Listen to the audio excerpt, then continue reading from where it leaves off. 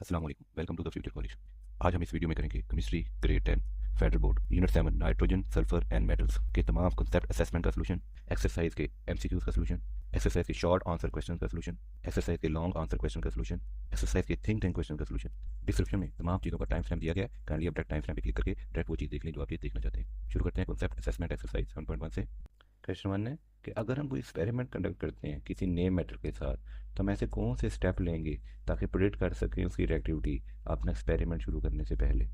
तो सबसे पहले कंडक्ट करेंगे रिएक्टिविटी सीरीज से। हमें रिएक्टिविटी सीरीज दी गई है, इसमें हाइड्रोजन का स्टैंडर्ड इलेक्ट्रो पोटेंशियल होता है 0, और जैसे जैसे हम ऊपर की तरफ जाते हैं तो स्ट्रॉन्ग ऑक्सीडाइजिंग एजेंट मिलते हैं, उनकी इंक्रीजिंग होती है strength as an oxidising agent. और जैसे जैसे हम नीचे की तरफ आते हैं तो हमें स्ट्रॉन्ग रिड्यूसिंग एजेंट मिलते हैं, उनकी strength as an reducing agent increase होती है। तो हम कंसल्ट करेंगे सबसे पहले रिएक्टिव सीरीज में और देखेंगे हमारा मेटल कहाँ पे लाई कर रहा है इस सीरीज में, ताकि उसका स्टैंडर्ड इलेक्ट्रो पोटेंशियल यहाँ से देख कर निकाल सकें। तो कंसल्ट किया हमने रिएक्टिव सीरीज से, कंपेयर किया new metal position to known series में सीरीज दी गई है। फिर एनालाइज करेंगे इलेक्ट्रोड पोटेंशियल, यूज़ करेंगे स्टैंडर्ड रिडक्शन पोटेंशियल वैल्यू। यहाँ से हम स्टैंडर्ड रिडक्शन पोटेंशियल की वैल्यूज़ की एनालाइज करेंगे और उसको यूज़ करेंगे इस फार्मूले में। फार्मूला है E naught of cell is equal to E naught of cathode minus E naught of anode. जैसे रिएक्टिविटी सीरीज में देखते हैं तो मेटल्स का ई नॉट जिनका कम हो 0 से, जैसे मैग्नीशियम का -2.37 रिएक्टिव होंगे, लेकिन जिनका ई नॉट ग्रेटर दैन 0 से, जैसे कॉपर का है +0.34 वोल्ट, ये लेस रिएक्टिव होंगे। इसे अब हम चेक करेंगे प्रोडिक्ट टेबल को फॉर ट्रेंड कि कैसे रिएक्टिविटी इंक्रीज हो रही है। इसमें ग्रुप 1 जो अल्कली मेटल्स हैं और ग्रुप 2 जो अल्कलाइन अर्थ मेटल्स हैं। इसमें जैसे ही लेफ्ट टू राइट मूव करेंगे अक्रॉस द पीरियड तो हम मेटल से नॉन मेटल की तरफ जाएंगे। एग्जाम्पल है अ मेटल ऑफ ग्रुप 2, जैसे हम ले लेते हैं कैल्शियम, ये ज़्यादा रिएक्टिव होता है किसी भी नॉन मेटल एलिमेंट से। ग्रुप 13 जैसे कि हम ले लेते हैं एल्युमिनियम, एल्युमिनियम भी हमारा मेटल है, तो ग्रुप 2 वाले मेटल ज़्यादा रिएक्टिव होते हैं ग्रुप 13 वाले मेटल से।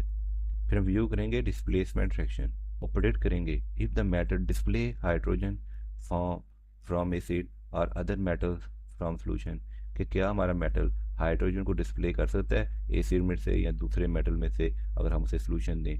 जैसे कोई भी हम एम दे देते हैं, एम कोई भी हमारा मेटल है, ये जब एसिड के साथ रिएक्ट करेगा तो क्या ये हाइड्रोजन गैस को लिबरेट कर सकता है? यहाँ पे अगर वो कर सकता है तो ये रिएक्शन रिएक्टिव है। फिर हम कंसीडर करेंगे उसकी physical properties. Low density melting point often correlate with high reactivity. Low density और मेल्टिंग पॉइंट जो होते हैं, low density low melting point, ये कोरिलेट होती है हाई रिएक्टिविटी।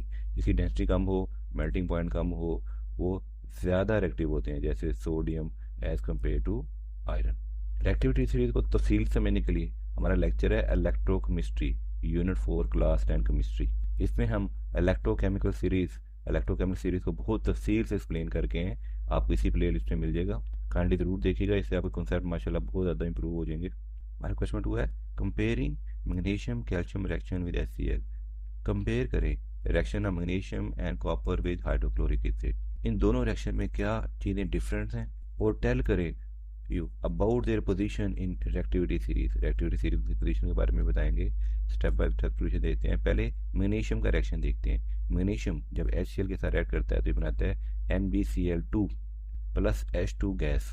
ये बहुत ही ज़्यादा वाइग्रेस बबलिंग रिएक्शन है, जिसमें हाइड्रोजन गैस रैपिडली डिसअपीयर हो जाएगी फ्रॉम मैग्नीशियम रिबन से। मैग्नीशियम रिबन से फ़ौरन हाइड्रोजन गैस प्रोड्यूस होनी शुरू हो जाएगी। ये बहुत ही ज़्यादा तेज वाइग्रेस बबलिंग रिएक्शन है। ये एक रेडोस रिएक्शन है जिसमें मैग्नीशियम 2 इलेक्ट्रॉन लूज करेगा और ऑक्सीडेशन होगी, और हाइड्रोजन 2 इलेक्ट्रॉन गेन करेगा तो वहाँ पे रिडक्शन होगी। आप देख सकते हैं कॉपर का रिएक्शन, कॉपर जब HCl के साथ हम इसे मिलाएंगे तो कोई रिएक्शन नहीं होगा, टेस्ट नो रिएक्शन। वो इसलिए कि हाइड्रोजन का स्टैंडर्ड पोटेंशियल है 0 और कॉपर का स्टैंडर्ड पोटेंशियल है +0.34। तो ऊपर वाले नीचे वाले को डिस्प्ले नहीं कर सकते, बाकी नीचे वाले ऊपर वाले को तो हटा सकते हैं, लेकिन ऊपर वाले नीचे वालों को हटा नहीं सकते। और हाइड्रोजन का 0 है और कॉपर का प्लस में है, तो कॉपर क्योंकि इस सीरीज में हमने सीरीज क्योंकि प्लस से माइनस की तरफ ले गए हैं, इसलिए कॉपर हाइड्रोजन से ऊपर है। अगर इसे उल्टा लिख देते, अगर हम माइनस से प्लस की तरफ लेके जाते तो फिर कॉपर हाइड्रोजन के नीचे होता।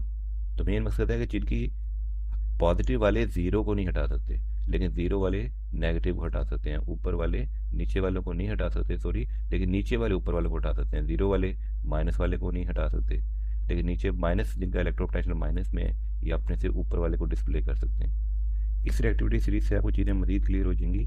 मेटल जो अबव है हाइड्रोजन से, ये देख हाइड्रोजन है, अब ये सीरीज अपनी reactivity series bottom to top increasing trend लिखा हुआ है, वो डिस्प्ले कर सकते हैं हाइड्रोजन फ्रॉम द एसिड।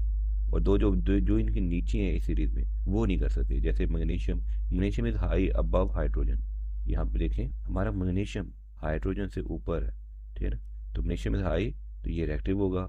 और copper is low, copper hydrogen से नीचे है तो ये अनरिएक्टिव होगा। क्वेश्चन नंबर 3 है कि कुछ स्टूडेंट ने ऑब्जर्व किया कि मेटल ना रिएक्ट नहीं कर रहा हाइड्रोक्लोरिक एसिड के साथ, तो आप कैसे कंफर्म करेंगे जो रिजल्ट आए हैं ये मेटल की रिएक्टिविटी लो है या एक्सपेरिमेंटल एरर है। तो टेस्ट करेंगे with reactive metal control. Procedure है कि ऐड करेंगे HCl टू जिंक या मैग्नीशियम, जो भी हमारा रिएक्टिव मेटल है। अगर हमारा result bubbling H2O gas release हो तो conclusion, if reaction occur HCl is functional, if not acid is faulty. तो हमने जिंक और मैग्नीशियम के साथ HCl का रिएक्शन किया, हमारे बबल बन गए। इसका मतलब है हमने जो एसिड यूज़ किया है इस एक्सपेरिमेंट में वो ठीक है। अगर बबल नहीं बनाया तो इसका मतलब जो एसिड हम यूज़ कर रहे हैं वो एसिड ठीक नहीं है, वो एसिड ही हमारा फॉल्टी है, इसलिए एक्सपेरिमेंटल एरर आ रहा है। Number 2, check for passivation. कुछ मेटल होते हैं जैसे एल्युमिनियम, क्रोमियम, वो ऑक्साइड की लेयर बना देते हैं और फर्दर रिएक्शन को ब्लॉक कर देते हैं। तो स्क्रैच करेंगे सैंड के साथ मेटल की सरफेस को और रीटेस्ट करेंगे विद HCl। तो अगर स्क्रैचिंग के बाद रिएक्शन हो जाए तो इसे कहेंगे एरर वाज पैसिवेशन, जो कि ऑक्साइड की लेयर की वजह से रिएक्शन नहीं हो रहा था, ऑक्साइड की लेयर हटा ली है, अब वो रिएक्शन होना शुरू हो गया। फिर वेरीफाई करेंगे एसिड की कंसनट्रेशन। डाटा यूज करेंगे स्टैंडर्ड HCl 1 मोलर और 2 मोलर, इसे रेड करेंगे कैल्शियम कार्बोनेट साथ। HCl को हम कैल्शियम कार्बोनेट से रेड करेंगे, ये बना देगा कैल्शियम CaCl2 और carbon dioxide gas CO2 gas और साथ में H2O liquid. CO2 bubble confirm करेंगे एसिड की स्ट्रेंथ, अगर CO2 गैस यहाँ पर निकल रही है तो एसिड की स्ट्रेंथ को वो कंफर्म करेंगे। फिर टेस्ट करेंगे metal with other agents. Procedure में यूज़ करेंगे स्टीम या स्ट्रॉन्ग ऑक्सीडाइजिंग एजेंट जैसे कि HNO3। तो कॉपर का हम H4HNO3 के साथ रेड करेंगे तो CuNO3 बनेगा होल ट्वाइस, 2NO2 बनेगा और H2O लिक्विड बनेगा। कंक्लूजन क्या है, if reaction occur with HNO3 but not with HCl तो मेटल इज अनरिएक्टिव। अगर HNO3 के साथ तो मेटल का रिएक्शन हो जाता है लेकिन HCl के साथ नहीं होता, इसका मतलब मेटल अनरिएक्टिव है विद नॉन ऑक्सीडाइजिंग एसिड के साथ। क्वेश्चन 4 है, एक एक्सपेरिमेंट डिजाइन करें और टेस्ट करें reactivity of metal with different acid. Different acid के साथ रिएक्टिविटी ऑफ मेटल को हम टेस्ट करेंगे, सच चाहे सल्फ्यूरिक एसिड। तो इसके लिए आप प्रोसीजर में क्या तब्दीलियाँ करेंगे और व्हाट रिजल्ट यू एक्सपेक्टेड, और क्या रिजल्ट की आपको उम्मीद है कि क्या रिजल्ट आएगा। एक्सपेरिमेंटल डिज़ाइन करेंगे। ऑब्जेक्टिव, मेटल्स को हम रैंक कर देंगे, रैंक करेंगे मेटल को magnesium, zinc, ferrous, copper by reactivity using dilute H2SO4। Material में dilute H2SO4 लेंगे 1 मोलर कंसंट्रेशन और मेटल की स्ट्रिप लेंगे, मैग्नीशियम, जिंक, फेरस, कॉपर किसी भी मेटल की स्ट्रिप ले लेंगे। टेस्ट ट्यूब लेंगे, गैस स्ट्रिंज लेंगे और सेफ्टी गॉगल्स लेंगे। एसिड प्रिपरेशन अब चेंज कर रहे हैं फ्रॉम HCl, अब हम यूज़ कर रहे हैं 1 मोलर H2SO4। तो सेम कंसंट्रेशन लेंगे जैसे हमने HCl की ली थी फॉर कंपेरेबिलिटी। सेफ्टी, H2SO4 ये क्रूजिव है, इसको हैंडल करेंगे हम विद ग्लव्स के साथ, ये बहुत खतरनाक एसिड है तो ग्लव्स पहन के हैंडल करेंगे।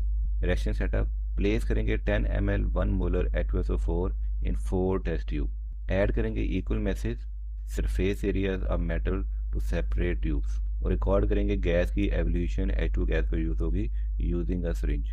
हमारे कौन कौन से एक्सपेक्टेड रिएक्शन हो सकते हैं, मैग्नीशियम H2SO4 के साथ ऐड करके मैग्नीशियम सल्फेट और हाइड्रोजन गैस रिलीज करेगा, ये बहुत ही बाइग्रेस रिएक्शन होगा। जिंक H2SO4 ऐड करेगा तो जिंक सल्फेट और H2 गैस प्रोड्यूस करेगा लेकिन ये मॉडरेट रिएक्शन होगा। फेरस H2SO4 के साथ ऐड करेगा तो फेरस सल्फेट और H2 गैस प्रोड्यूस करेगा लेकिन ये बहुत ही स्लो रिएक्शन होगा। और कॉपर H2SO4 के साथ रिएक्शन ही नहीं करेगा। तो रेट मेजर में करेंगे, टाइम कितना लिया है 10 ml H2 गैस प्रोडक्शन, उस टाइम को हम मेजर कर लेंगे।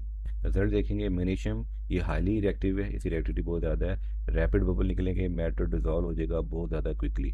जिंक ये मीडियम रिएक्टिव है, स्टीडी बबल लेंगे और मेटल को डिजॉल्व होने में काफ़ी टाइम लगेगा। फेरस ये लो रिएक्टिव है, स्लो बबल निकलेंगे, इसकी रिएक्शन करने के लिए हमें इसे गर्म भी करना पड़ेगा। और कॉपर तो ये रिएक्टिव ही नहीं है, कोई चेंज पैदा नहीं होगा, कॉपर H2SO4 रिएक्शन ही नहीं करेगा। इससे हम रिएक्टिविटी ऑर्डर भी मिल जाएगा, मैग्नीशियम ज़्यादा रिएक्टिव है, जिंक उससे कम, फेरस उससे कम, फिर हाइड्रोजन आ जाएगा क्योंकि कॉपर ने तो H2SO4 रिएक्ट नहीं किया तो कॉपर सबसे कम। तो H2SO4 विद HCl, तो इसमें जो सल्फेट्स होंगे may be less soluble layer बनाएं जैसे लेड सल्फेट, लेकिन मैग्नीशियम, जिंक और आयरन के साथ सल्फेट जो होंगे वो सोलूबल होंगे।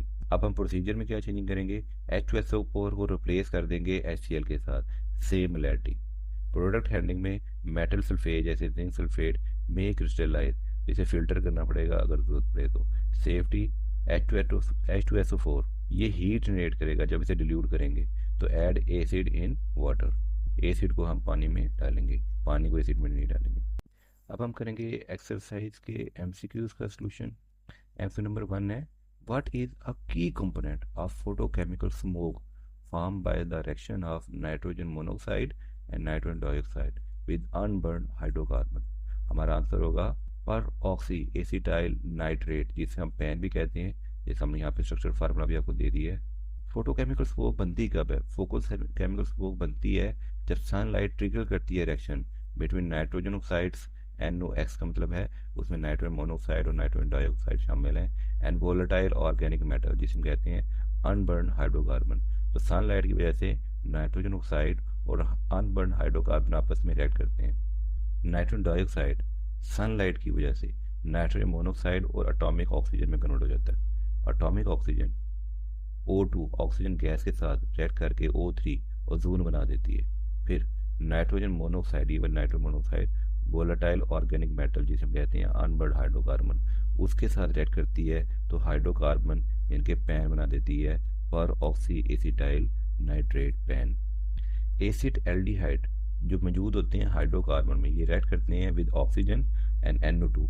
ये देखें एसिड एल्डिहाइड ये ऑक्सीजन से रिएक्ट कर रहे हैं, तो ये बना देते हैं पर ऑक्सी एसिटाइल रेडिकल, और पर ऑक्सी एसिटाइल रेडिकल ये NO2 के साथ रिएक्ट करके बना देती है पैन पर ऑक्सी एसिटाइल नाइट्रेट। पैन एक हमारा सेकेंडरी पोल्यूटेंट है, ये यूनिक किस्म की फोटोकेमिकल स्मोक है, ये कॉज करती है आई इरिटेशन एंड प्लांट्स को ये डैमेज करती है। Ozone is also produce but not directly form from NOx plus hydrocarbon. इसमें सिर्फ पैन ही है, यही पैन एक स्पेसिफिक प्रोडक्ट होती है जो इस इंटरेक्शन की वजह से बनती है। MCQ नंबर 2 है, इसमें से कौन सा केमिकल इक्वेशन ठीक है जिसमें अमोनिया की प्रोडक्शन होगी इन हैबर प्रोसेस। तो हमारा करेक्ट ऑप्शन है C। वो क्यों, हैबर प्रोसेस ये सिंथेसाइज करता है अमोनिया से, अमोनिया बनाई जाती है फ्रॉम नाइट्रोजन एंड हाइड्रोजन के रिएक्शन से। देखिए नाइट्रोजन हाइड्रोजन के रिएक्शन से आयरन को एज अ कैटलिस्ट यूज करते हुए हम अमोनिया की प्रोडक्शन करते हैं, इसे हम आने वाले क्वेश्चन में तफसील से पढ़ेंगे। अभी ऑप्शन C बेस्ट क्यों है, एक तो ये बैलेंस है, यहाँ पे रिएक्टर में हमारे पास 2 नाइट्रोजन है और प्रोडक्ट में भी 2 नाइट्रोजन है। रिएक्टर में हमारे पास 6 हाइड्रोजन है और प्रोडक्ट में हमारे पास 6 हाइड्रोजन एटम है, वो रिएक्शन बिल्कुल बैलेंस है। अप्रॉक्सीमेटली देते हैं कि 1 मोल ऑफ नाइट्रोजन और 3 मोल ऑफ हाइड्रोजन मिलके 2 मोल ऑफ Na3 बना रहे हैं। तो option C conserve mass atom and other are all balance. इसके अलावा जितनी भी इक्वेशन है ये सब की सब जो है अनबैलेंस इक्वेशन है, जिस वजह से ऑप्शन C हमारा करेक्ट ऑप्शन है। बाकी तीनों क्वेश्चन में बैलेंस नहीं है, सिर्फ ऑप्शन C ही हमारी एक बैलेंस केमिकल रिएक्शन है। यहाँ आप देख सकते हैं हाइड्रोजन नाइट्रोजन आपस में कंप्रेस होते हैं, फिर यहाँ पे आयरन कैटलिस्ट में रिएक्टर में जाते हैं, यहाँ से अमोनिया प्रोड्यूस होती है जिसमें कूलेंट इसको कूल करता है, और जो अनरिएक्टेड हाइड्रोजन और नाइट्रोजन है ये वापस हमारे रिएक्टर में चले जाते हैं। इस प्रोसेस के तहत हमारी अमोनिया पैदा होती है। आंसर नंबर 3 है, जैसे कि हम हैपर प्रोसेस में लिक्विड अमोनिया बनाते हैं, तो लिक्विड अमोनिया के लिए हमें चाहिए होती है नाइट्रोजन और हाइड्रोजन। तो नाइट्रोजन और हाइड्रोजन के हैपर प्रोसेस में सोर्सेज क्या हैं, ये कहाँ से आती है, तो इसका आंसर है ये आती है मीथेन से और एयर से। तो नाइट्रोजन हम लेते हैं एयर से वी फ्रैक्शन डिस्टिलाइजेशन, जिसमें 78% हमारी एयर में नाइट्रोजन होती है, और हाइड्रोजन ये प्राइमरी लेते हैं हम मीथेन से, वी से कहते हैं स्टीम रिफॉर्मिंग। मीथेन को स्टीम के साथ ऐड करते हैं निकल और 700 degree centigrade as the catalyst, और इससे हमारे पास हाइड्रोजन गैस प्रोड्यूस हो जाती है। एडिशनल स्टेप में कार्बन मोनोऑक्साइड H2S ऐड करते हैं और इससे भी हमारे पास हाइड्रोजन गैस प्रोड्यूस होती है, इसे कहते हैं वाटर गैस शिफ्ट। तो मीथेन हमारी एक नेचुरल गैस है, ये इंडस्ट्रियल सोर्स है जिसे हम हाइड्रोजन गैस लेते हैं, और नाइट्रोजन हम एयर से लेते हैं। हत्ता कि हाइड्रोजन वाटर में भी मौजूद होती है, लेकिन हाइड्रोजन का ये डायरेक्ट सोर्स नहीं है, मीथेन हमारे लिए वो डायरेक्ट सोर्स है। तो हमारा करेक्ट ऑप्शन होगा option number B methane and air. Methane से हम लेंगे हाइड्रोजन और एयर से हम लेंगे nitrogen for production of liquid ammonia in Haber process.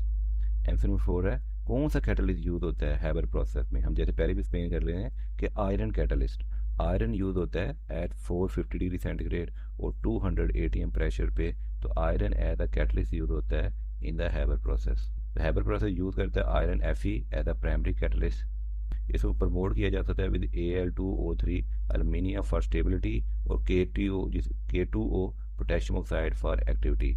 Reaction क्या होता है, नाइट्रोजन हाइड्रोजन से रिएक्ट करता है, अमोनिया बनाती है। इसमें iron as a catalyst use करते हैं 450 और 450 डिग्री सेंटीग्रेड टेम्परेचर और 200 ATM प्रेशर पे। आयरन लोअर कर देता है। आयरन क्यों यूज़ करते हैं, आयरन रिएक्शन की एक्टिवेशन एनर्जी को लोअर कर देती है और आयरन इसमें कंज्यूम भी नहीं होता। बिल्कुल सेम टू सेम जैसे वैंडियम 5 ऑक्साइड ये यूज़ होता है कॉन्टैक्ट प्रोसेस में, जो SO2 को SO3 में कन्वर्ट करने के लिए यूज़ होता है। तो हैबर प्रोसेस में जो हमारा कैटलिस्ट है वो है iron catalyst, option number C. MC number 5 है कि किस टेम्परेचर पे हैबर प्रोसेस में टिपिकली रिएक्शन कंडक्ट किया जाता है। तो ये ऑप्टिमल टेम्परेचर जो होता है हैबर प्रोसेस का ये है 450 degree centigrade, option number C. तो 450 डिग्री सेंटीग्रेड ये मैक्सिमाइज रिएक्शन को कर देता है, जिससे हमारे पास एक्सेप्टेबल यील्ड आ जाती है, हमारे आउटपुट काफ़ी ज़्यादा आ जाती है। लेट्स सपोज 450 डिग्री सेंटीग्रेड लेंगे तो अमोनिया की यील्ड 200 ATM पे तकरीबन 15 से 20% होती है आउटपुट। अगर टेम्परेचर हम कम कर देंगे तो आउटपुट और भी ज़्यादा बढ़ जाएगी, और टेम्परेचर बढ़ा देंगे तो आउटपुट कम हो जाएगी। लेकिन ऑप्टिमल टेम्परेचर हमारे पास है 450 डिग्री सेंटीग्रेड। अगर हम काइनेटिक्स को बैलेंस करें तो रिएक्शन फास्टर होता है अगर टेम्परेचर ज़्यादा हो, लेकिन इक्विलिब्रियम को फास्ट करें तो हायर यील्ड तब होती है जितना ही टेम्परेचर कम हो। जितना टेम्परेचर हम कम करेंगे उतनी ही हमारी आउटपुट ज़्यादा होगी। तो 300 हमारा बेस्ट ऑप्शन था, लेकिन उन्होंने पूछा है at what temperature Haber process typically conducted, आमतौर पे किस टेम्परेचर पे हैबर प्रोसेस को कंडक्ट किया जाता है। तो आमतौर पे हम 450 डिग्री सेंटीग्रेड पे हम हैबर प्रोसेस को कंडक्ट करते हैं। अगर टेम्परेचर और कम कर देते तो ज़्यादा आउटपुट हो जाती, लेकिन नॉर्मल हमारा प्रोसेस का टेम्परेचर 450 सेंटीग्रेड है। MC नंबर 6 है कि कौन सी इसमें सिंबॉलिक इक्वेशन है जिसमें सल्फर डाइऑक्साइड को हम सल्फर ट्राइऑक्साइड में कन्वर्ट करते हैं इन कॉन्टैक्ट प्रोसेस। कॉन्टैक्ट प्रोसेस में 2SO2 O2 दोनों गैसेज आपस में रिएक्ट करके 2SO3 बना देते हैं। इस हमारी सिंबॉलिक इक्वेशन है ऑप्शन बी। आप यहाँ पे देख सकते हैं O2 गैस और सल्फर और ड्राई एयर, इसको हम बर्न करते हैं तो SO2 गैस और ऑक्सीजन आगे चली जाती है। फिर SO2 गैस को vanadium 5 as a catalyst use होता है, vanadium 5 oxide as a catalyst use करता है 450 डिग्री सेंटीग्रेड पे। ये आपस में SO2 और O2 का रिएक्शन करवाते हैं और SO3 बना देते हैं। SO3 को हम कंसनट्रेटेड सल्फ्यूरिक एसिड के साथ स्प्रे करते हैं, जिससे वाटर गैस आउट हो जाती है। और कंसनट्रेटेड SO4 स्प्रे करने से SO3 और साथ में यहाँ पे हम वाटर ऐड करते हैं, ये कन्वर्ट हो जाता है H2S2O7 में। फर्दर वाटर के साथ रिएक्शन होने के बाद जब देखें कंसनट्रेटेड SO4 और SO3 आपस में रिएक्ट करेंगे, वाटर गैस आउट हो जाएगी, तो ये दोनों ये और ये कन्वर्ट हो जाएंगे H2S2 और 7 में। फिर यहाँ से हम वाटर ऐड करेंगे तो H2S2O7 के साथ वाटर रिएक्ट करेगा तो ये बना देगा कंसनट्रेटेड H2SO4। इस तमाम प्रोसेस में जो SO2 और O2 को बनाने के लिए बैलेंस केमिकल इक्वेशन चाहिए होती है वो ये होती है। इसे प्रोसेस को कहते हैं कॉन्टैक्ट प्रोसेस, जिसमें SO2 SO3 में कन्वर्ट होती है और बाद में सल्फ्यूरिक एसिड की प्रोडक्शन के लिए यूज़ होता है। इसकी बैलेंस केमिकल इक्वेशन दी है। बैलेंस केमिकल इक्वेशन में हमारे एटम दोनों साइड्स पे बैलेंस होते हैं। बी ऑप्शन के अलावा जितनी भी इक्वेशन है वो मिस बैलेंस है। उसमें देखें सल्फर या ऑक्सीजन इक्वल नहीं है। इसमें देखें 1 में यहाँ पे टोटल 4 ऑक्सीजन है और यहाँ पे 3 ऑक्सीजन है। इसमें बाकी तीनों इक्वेशन बैलेंस नहीं है, सिर्फ इक्वेशन नंबर 2 ही हमारी बैलेंस केमिकल इक्वेशन है।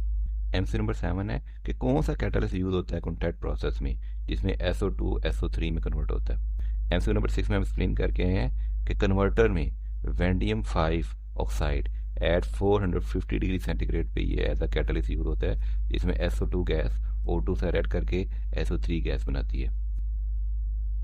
तुम्हारा करेक्ट ऑप्शन बी वैंडियम 5 ऑक्साइड, ये कन्वर्टर में एज अ कैटलिस्ट यूज होता है। तो वैंडियम 5 ऑक्साइड जो V2O5 कहते हैं, ये मॉडर्न कैटलिस्ट है फॉर कॉन्टैक्ट प्रोसेस। इस रिएक्शन में 2SO2 गैस वैंडियम 5 ऑक्साइड के साथ ऐड करके SO3 गैस बनाती है और V2O4 बन जाता है, जिसे कहते हैं रिडक्शन। और फिर 2V2O4 दोबारा ऑक्सीजन से ऐड करके V2O5 यानी कि कहते हैं रीऑक्सीडेशन बन जाता है, यानी कि हमारा एक कैटलिस्ट कंज्यूम हुआ और फिर दोबारा रीजनरेट हो गया। की पॉइंट V2O5 एक एफिशिएंट और पॉइजनस रेजिस्टेंस कैटलिस्ट है। Palladium was use historically but is expensive. पहले हम पैलेडियम यूज़ करते थे एज अ कैटलिस्ट, लेकिन ये बहुत ज़्यादा एक्सपेंसिव था और डीएक्टिवेट ईजिली हो जाता था, इसलिए हमने प्लेटिनम को यूज़ करना बंद कर दिया। अब यूज़ करते हैं V2O5 at 450 degree centigrade, option B.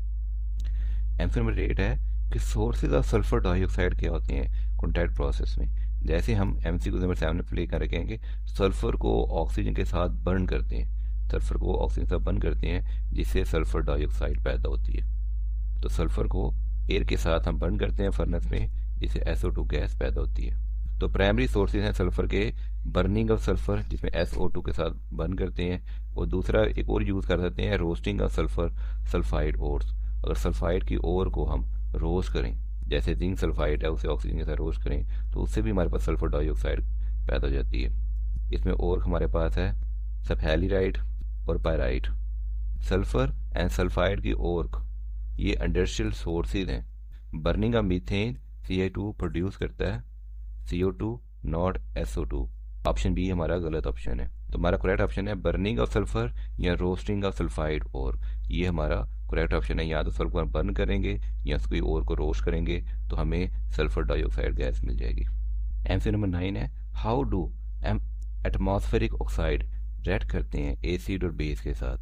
देखिए एटमॉस्फेरिक ऑक्साइड जिसमें इंक्लूड है एसिटिक ऑक्साइड जिसे कहते हैं कार्बन डाइऑक्साइड, सल्फर डाइऑक्साइड, और जिसमें है बेसिक ऑक्साइड जिसमें है कैल्शियम ऑक्साइड।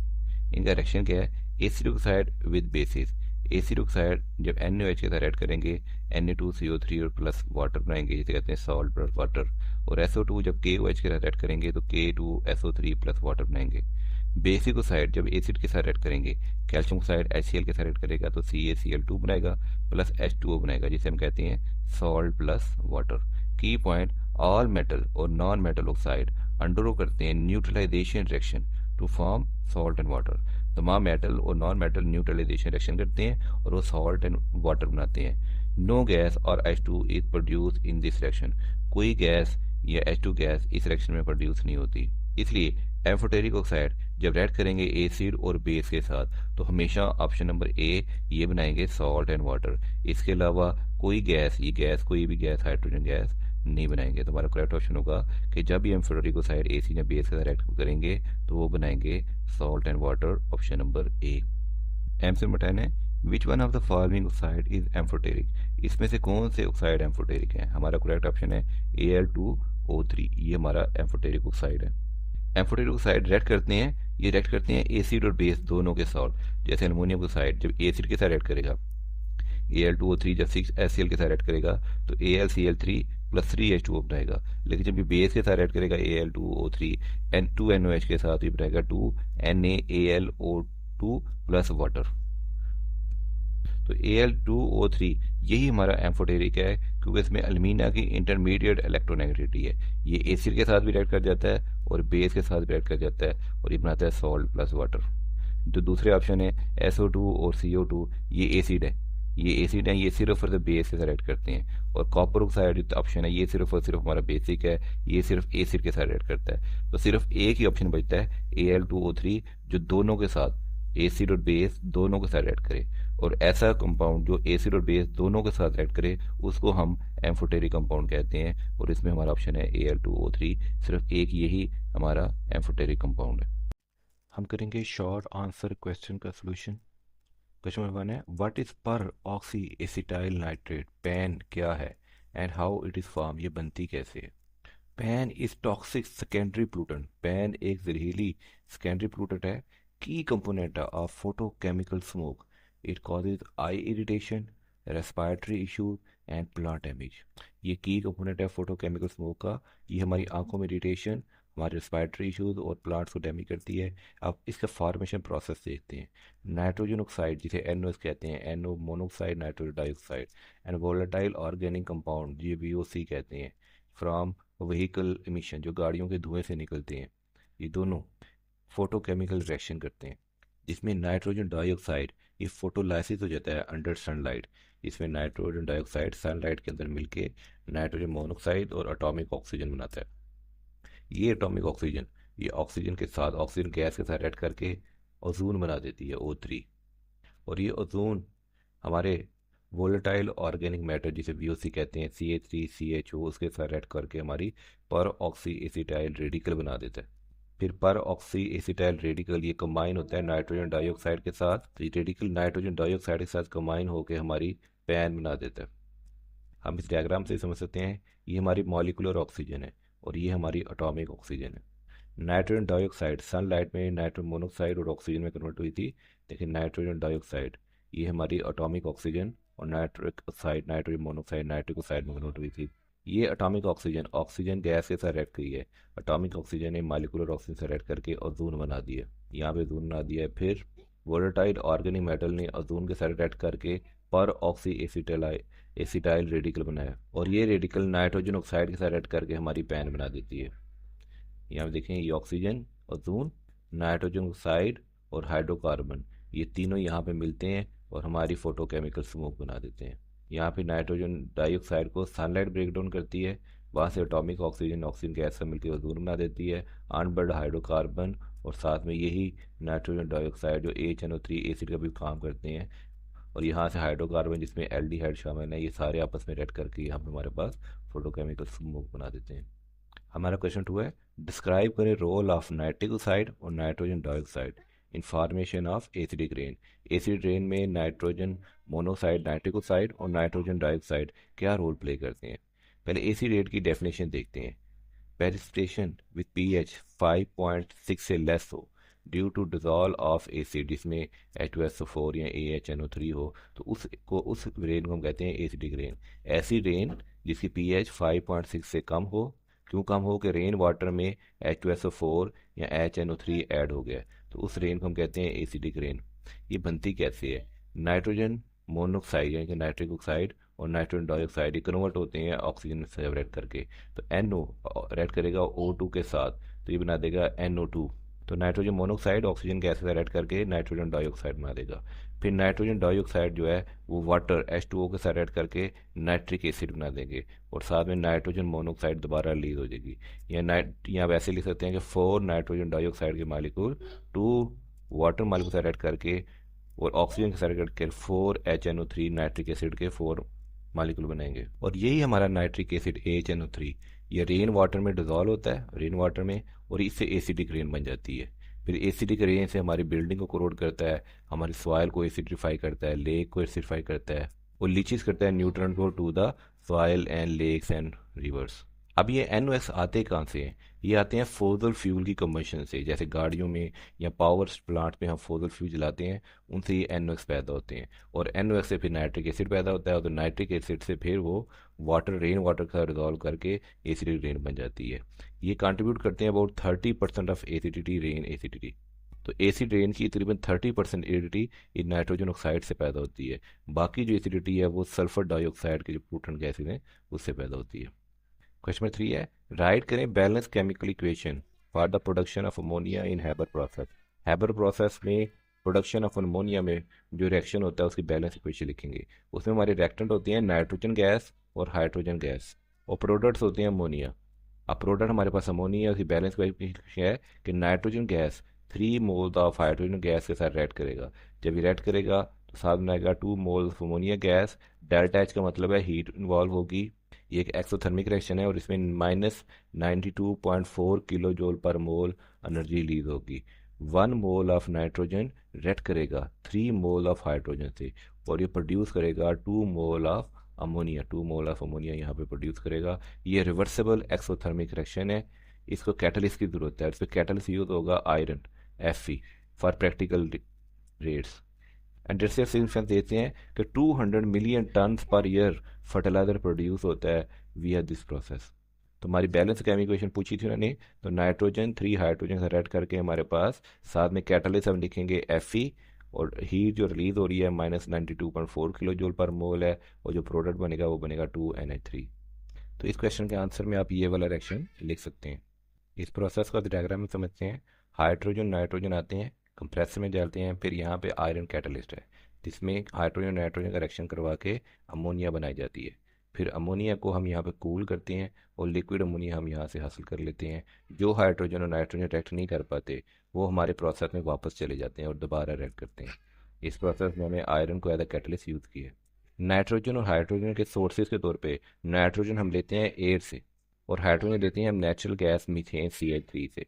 CH3 को एज नेचुरल सोर्स यूज़ करते हुए हम सोर्स यूज़ करते हुए हाइड्रोजन हासिल करते हैं और एयर से हम नाइट्रोजन हासिल करते हैं। ये फिर इसका प्रोसेस है। क्वेश्चन नंबर 4 है कि what are the typical condition, कौन सी डिकम्पोजिशन रिक्वायर्ड है हैबर प्रोसेस के लिए। इसमें टेम्परेचर, प्रेशर और कैटलिस्ट हमने बताने हैं। तो कैटलिस्ट हमारे पास यूज़ होता है हैबर प्रोसेस में आयरन, जिसे Fe करते हैं। ये प्रमोट कर सकते हैं ऐसे Al2O3 या K2O एक्टिविटी। एक्टिविटी बढ़ाने के लिए आप K2O यूज़ कर सकते हैं, स्टेबिलिटी बढ़ाने के लिए साथ में Al2O3 भी यूज़ कर सकते हैं, लेकिन मेन कैटलिस्ट हमारे पास है आयरन। इसका ऑप्टिमम टेम्परेचर रखा जाता है 450 डिग्री सेंटीग्रेड। ये ऑप्टिमाइज है, ये किनेटिक्स और इक्विलिब्रियम के दरमियान। प्रेशर हमारे पास है 200 atm। ये फेवर करता है forward reaction due to 4 gas mole से 2 गैस मोल्स बन रहे हैं इन केमिकल रिएक्शन। जैसे हम यहाँ देख के आए थे, रिएक्टेंट के हमारे पास 4 मोल है और प्रोडक्ट के हमारे पास 2 मोल है। अगर हम प्रेशर इंक्रीज करेंगे तो रिएक्शन उस तरफ जाएगा जिस तरफ मोल्स कम है। तो प्रोडक्ट में सिर्फ 2 मोल हैं, रिएक्टेंट में 4 मोल हैं, इसलिए प्रेशर 200 atm करने की वजह से ये फॉरवर्ड डायरेक्शन में जाएगा और हमारे पास प्रोडक्ट ज़्यादा बनेंगे। तो according to Le Chatelier principle, high pressure favour करेगा side with fewer gas molecule. अगर प्रेशर को हाई करेंगे तो उस साइड पे जाएगा जहाँ पे गैस के मॉलिक्यूल कम है और गैस के मॉलिक्यूल हमारे प्रोडक्ट्स में कम है। और लोअर टेम्परेचर फेवर करेगा एक्सोथर्मिक रिएक्शन, क्योंकि हैबर प्रोसेस को जो रिएक्शन है वो एक एक्सोथर्मिक रिएक्शन है। तो इसको जितना ज़्यादा कूल डाउन करेंगे उतना ज़्यादा हमारे प्रोडक्ट ज़्यादा होंगे। इसलिए एक्सोथर्मिक रिएक्शन को कूल डाउन किया जाए, इसका टेम्परेचर कम किया जाए, ठीक है, तो ये ज़्यादा प्रोडक्ट बनते हैं। बट 450 डिग्री सेंटीग्रेड बैलेंस करता है रिएक्शन रेट एंड यील्ड। ये रिएक्शन रेट और यील्ड दोनों को बैलेंस कर देता है, इसलिए हम 450 डिग्री सेंटीग्रेड का टेम्परेचर इसमें यूज़ करते हैं। तो 400 डिग्री सेंटीग्रेड पे और 200 atm प्रेशर पे तकरीबन हमारी आउटपुट यील्ड जो है वो 10 से 50% हो जाती है पर पास। और जो रिएक्शन नहीं होता उसको हम रिसाइकल कर लेते हैं, यानी कि हर पास में हमारे पास 10 से 15% अमोनिया मिल जाती है। बाकी जो रिएक्टर हमारे रिएक्ट नहीं कर पाते उसे रिसाइकल करके दोबारा रिएक्ट करवा लेते हैं। हमारा क्वेश्चन 5 है, कैसे सल्फर डाइऑक्साइड प्रोड्यूस होती है कॉन्टैक्ट प्रोसेस में। इसे प्राइमरी देखते हैं। पहले बर्निंग करते हैं सल्फर की, S8 और 8 ऑक्सीजन एटम आपस में बर्न करके सल्फर डाइऑक्साइड बनाते हैं।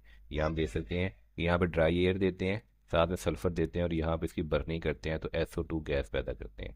ये डायग्राम यहाँ पे भी दी हुई है। फिर रोस्टिंग करते हैं। दूसरा ऑप्शन होता है रोस्टिंग ऑफ सल्फाइड और, जो सल्फाइड और का जिसमें FeS2 है, जिसे पायराइट कहते हैं, इसको ऑक्सीजन के साथ रोस्ट करते हैं, हीट करते हैं, तो Fe2O3 और 8SO2, इससे भी सल्फर डाइऑक्साइड गैस पैदा होती है। या तो हम सल्फर को बर्न कर लें या फिर उसकी ओर को हम हीट कर लें, दोनों सूरतों में सल्फर डाइऑक्साइड गैस पैदा होती है। थर्ड हमारी ओर है जिंक ब्लेंड ZnS, इसको हम ऑक्सीजन के साथ बर्न करते हैं, हीट करते हैं, तो ZnO प्लस SO2 गैस हमारी पैदा होती है। तो हमने यहाँ पे 3 प्रोसेस दिए हैं, एक है रोस्टिंग का सल्फाइड और एक है बर्निंग का सल्फर, उससे हम SO2 गैस पैदा करते हैं। Purification, dust removal, electrostatic purification and drying to prevent catalyst poisoning.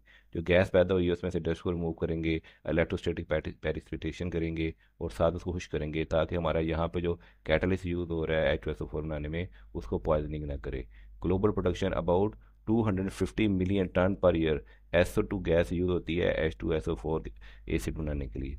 ये हमारा सल्फ्यूरिक एसिड का मैन्युफैक्चरिंग प्रोसेस है। SO2 गैस यहाँ जाती है, यहाँ कैटलिस्ट कन्वर्टर लगा हुआ है V2O5 450 से 550 सेंटीग्रेड में, ये SO3 में कन्वर्ट कर देता है। वहाँ पे कंसनट्रेटेड सल्फ्यूरिक एसिड की हम शॉवरिंग करते हैं जिससे ओलियम H2S2O7 पैदा होता है, फिर उसे वाटर के साथ ऐड करके हमें कंसनट्रेटेड H2SO4 मिल जाता है। हमारा नेक्स्ट क्वेश्चन है कि बैलेंस केमिकल इक्वेशन लिखें जिसमें सल्फर डाइऑक्साइड ऑक्सीजन से ऐड करके सल्फर ट्राइऑक्साइड में कन्वर्ट होता है।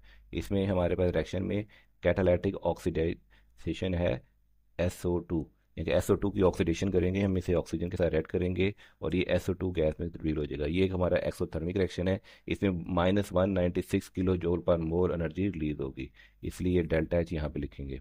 ये एक्सोथर्मिक और रिवर्सिबल रिएक्शन है और इसको कैटलिस्ट की ज़रूरत है V2O5 for kinetics. Optimal temperature इसका होगा 450 डिग्री सेंटीग्रेड।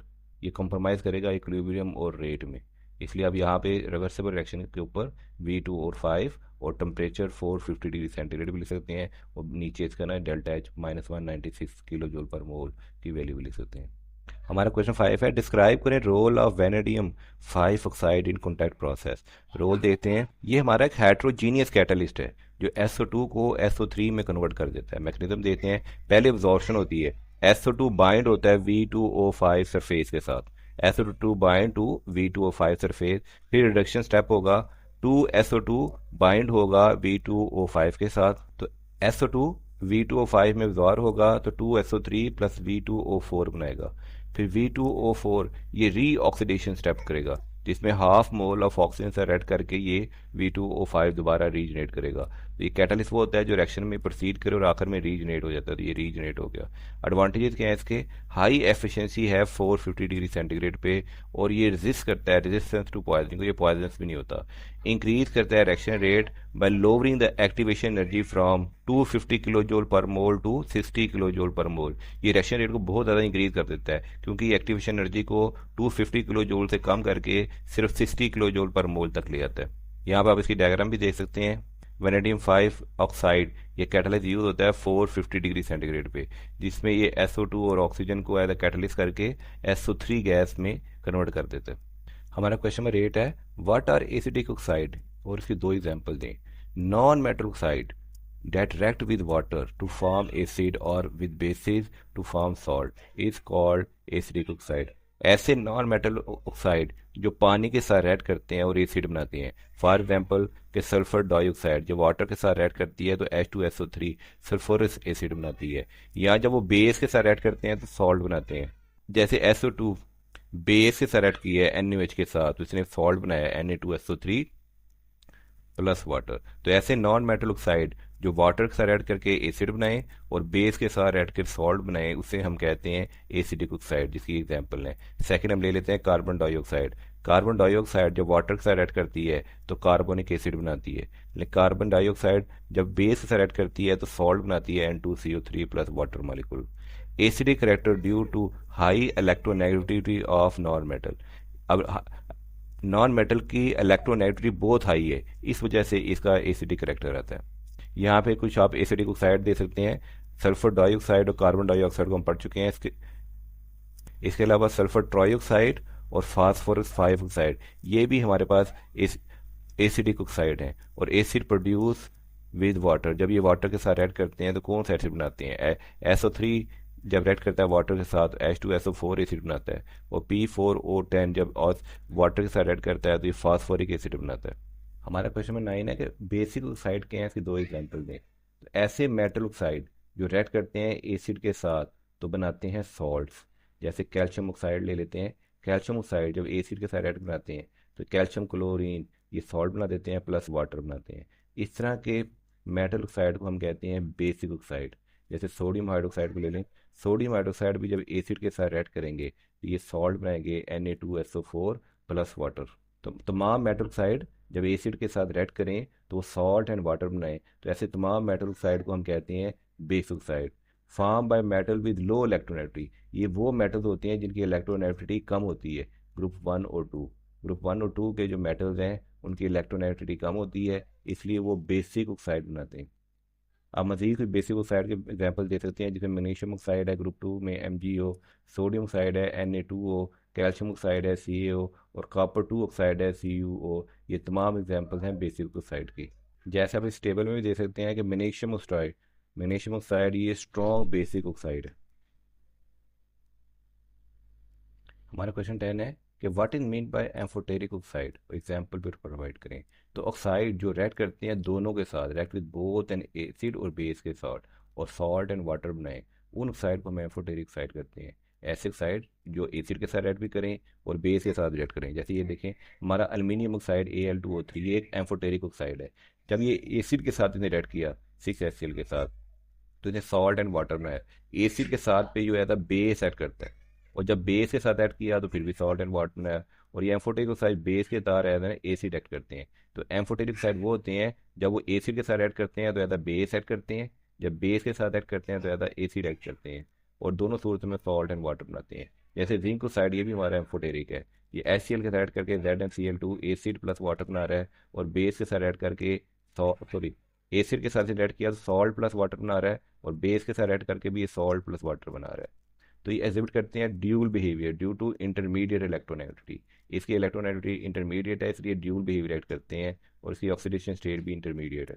तो एम्फोटेरिक ऑक्साइड हमारे ऐसे कंपाउंड होते हैं ऑक्सीजन के जो एग्जिबिट करते हैं both acidic as well as basic character.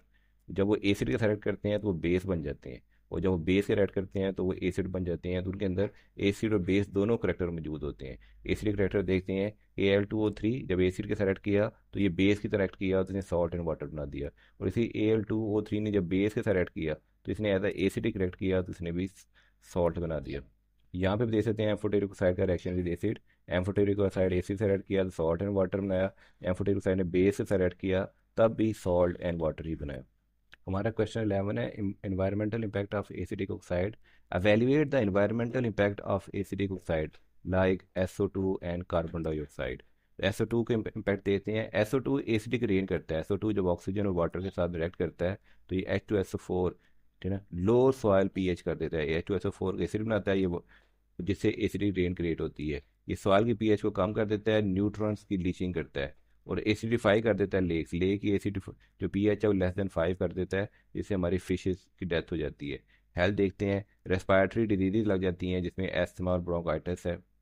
CO2 के इम्पैक्ट देखते हैं, ये ग्लोबल वार्मिंग करते हैं, ये ग्रीन हाउस इफेक्ट करते हैं, ये क्लाइमेट चेंज करते हैं, ये ओशन की एसिडिफिकेशन कर देते हैं। कार्बन डाइऑक्साइड ओशन में वाटर के साथ ऐड करके H2CO3 कार्बनिक एसिड बनाता है, जो बाद में H plus plus HCO3 ion बनाते हैं। और इच एस की वजह से एसिड जो होता है, ओशन जो होता है हमारा, एसिडिफिकेशन का शिकार हो जाता है। ये डिजॉल्व कर लेता है कोरल रीफ जैसे कि कैल्शियम कार्बोनेट। तो SO2 लोकल रीजनल डैमेज करता है, और CO2 ये ग्लोबल स्केल पे इफेक्ट करता है। SO2 जहाँ प्रोड्यूस हो रही होती है उसे करीब इलाकों में ही डैमेज करती है, लेकिन CO2 जहाँ भी प्रोड्यूस हो ये पूरी दुनिया को अफेक्ट करती है।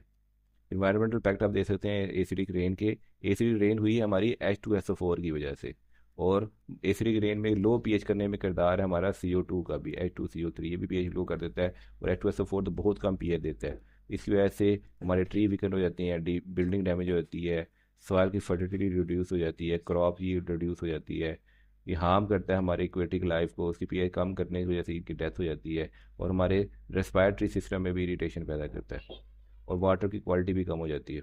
हमारा क्वेश्चन नंबर 12 है, एवेल्यूएट करें significance of controlling the emission of oxide like nitrogen dioxide, sulphur dioxide in industrial process. तो अगर हम नाइट्रोजन डाइऑक्साइड और सल्फर डाइऑक्साइड को इंडस्ट्रियल प्रोसेस में कंट्रोल करेंगे तो इससे हमारी हेल्थ की प्रोटेक्शन होगी, क्योंकि नाइट्रोजन ऑक्साइड जो ये कॉजिंग करते हैं एस्थमा और लंग्स को डैमेज करते हैं, और SO2 ये ब्रोंकोकॉन्स्ट्रिक्शन और एग्रीवेटेड COPD जैसी डिजीज पैदा करते हैं। इसके अलावा इकोसिस्टम की प्रिजर्वेशन होगी।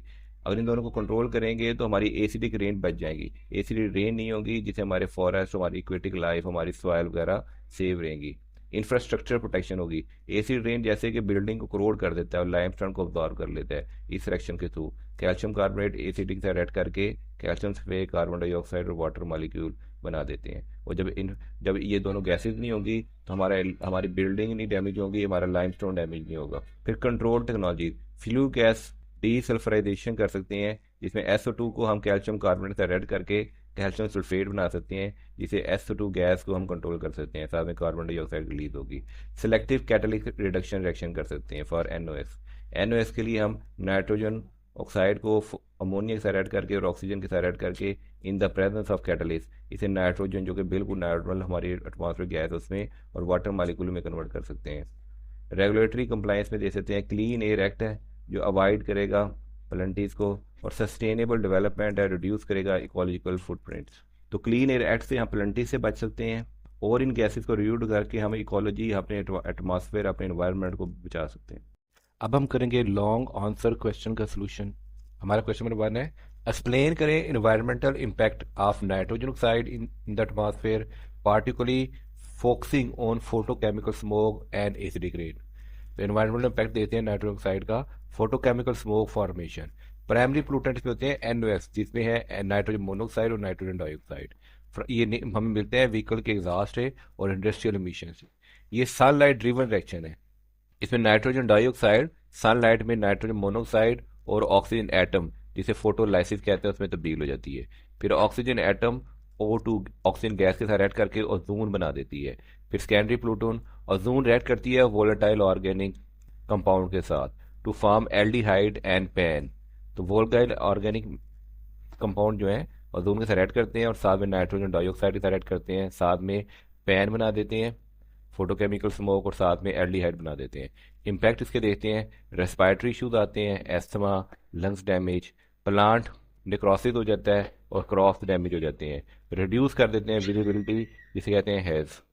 आप इस डायग्राम में भी देख सकते हैं nitro monoxide, carbon monoxide, volatile organic compound मिल के अकोमोलेशन करते हैं प्लूटेंट्स की स्टेज 1 पे। और स्टेज 2 पे ऑक्सीजन फॉर्मेशन बना देते हैं, नाइट्रोजन मोनोक्साइड, नाइट्रोजन डाइऑक्साइड, और ये रिएक्ट करेगी ऑक्सीजन, ओजोन और वोल्केनिक मैटर के साथ, तो ये बना देगी कि हेज पैन बना देगी in the presence of sunlight. आप इस डायग्राम से देख सकते हैं नाइट्रो मोनोक्साइड, वोल्काइल ऑर्गेनिक कंपाउंड्स मिलके नाइट्रोजन डाइऑक्साइड, ये प्राइमरी प्लूटेंट्स हैं, और ये फिर सेकेंडरी प्लूटेंट ओजोन और पैन बना देते हैं। आप देखेंगे एसिड फार्मेशन, एसिड रेन की फार्मेशन का पाथवे है, नाइट्रोजन डाइऑक्साइड वाटर के साथ ऐड करेगी और नाइट्रिक एसिड बनाएगी, साथ में HNO2 भी बना देगी डायरेक्ट, और NO2 वाटर मार्क के साथ और ऑक्सीजन के साथ ऐड करके भी नाइट्रिक एसिड बना सकती है, इसे हम कहते हैं ऑक्सीडेशन। तो दो तरीके से ये नाइट्रिक एसिड प्रोड्यूस कर सकती है। कौन से कैसे दे सकते हैं? एक्वेटिक इकोसिस्टम, जो हमारा इकोसिस्टम है उसमें एसिडिफिकेशन हो जाएगी, उसकी pH <5 हो जाएगी, और यहाँ पे हमारी तमाम फिशेज मर जाएंगी, जितनी भी एक्वेटिक लाइफ है वो सर्वाइव नहीं कर पाएगी। सॉयल न्यूट्रिएंट लीचिंग, जितने भी सॉइल्स के न्यूट्रिएंट्स हैं वो लीच करके पानी में चले जाएंगे, जिसे कहते हैं कैल्शियम मैग्नीशियम माइन, और जिससे हमारी सॉइल की फर्टिलिटी कम हो जाएगी। बिल्डिंग कोरिजन, हमारी जो बिल्डिंग्स हैं उनके कैल्शियम कार्बोनेट पे जब HNO3 का या एसिड रेन इस पे इफेक्ट कर आएगी, एसिड रेन बारिश होगी, तो कैल्शियम नाइट्रेट के हमारे पास सॉल्ट बना देंगे, साथ में carbon dioxide water molecule release होगी, तो हमारी जो बिल्डिंग है उसमें कोरिजन पैदा हो जाएगी। NOS is a central to both smog urban and acidic rain regional, यानी अर्बन और रीजनल दोनों में इफेक्ट करता है। अर्बन में ये स्मोक पैदा करता है और तमाम रीजन में एसिडिक रेन का बारिश बनता है। कंट्रोल मेजर में देख सकते हैं कैटालिटिक कन्वर्टर, गाड़ियों में हम कैटालिटिक कन्वर्टर लगा सकते हैं, और इंडस्ट्रीज में हम SCR रूल्स इम्पैक्ट कर सकते हैं ताकि हमारी एमिशन कम से कम हो सके। हमारा लॉन्ग क्वेश्चन 2 है, डिस्कस करें Haber process including the chemical reaction and sources of reactant and condition required and its significance in ammonia production. तो सोल्यूशन देते हैं, केमिकल रिएक्शन देते हैं, नाइट्रोजन हाइड्रोजन का ऐड करेगा, फेरस एज द कैटलिस्ट होगा, 450 डिग्री सेंटीग्रेड पे 200 ATM pressure होगा, इससे हमारा बनेगा अमोनिया, और ये एक एक्सोथर्मिक रिएक्शन है, इसमें -92.4 किलो जूल पर मोल एनर्जी रिलीज होगी। सोर्सेज देखते हैं, नाइट्रोजन हम लेते हैं एयर से, एयर में हमारे 78% नाइट्रोजन है, इसी फ्रैक्शन डिसलाइजेशन करके हम नाइट्रोजन हासिल करते हैं। H2 ये steam reforming of methane, methane की स्टीम रिफॉर्मिंग करते हैं, जिसे हमें H2 गैस मिलती है। तो मीथेन वाटर स्टीम के साथ ऐड करके निकल आता कैटलिस्ट, और 500 डिग्री सेंटीग्रेड टेम्परेचर पे कार्बन मोनोक्साइड और 3 mole of H2 gas produce करते हैं।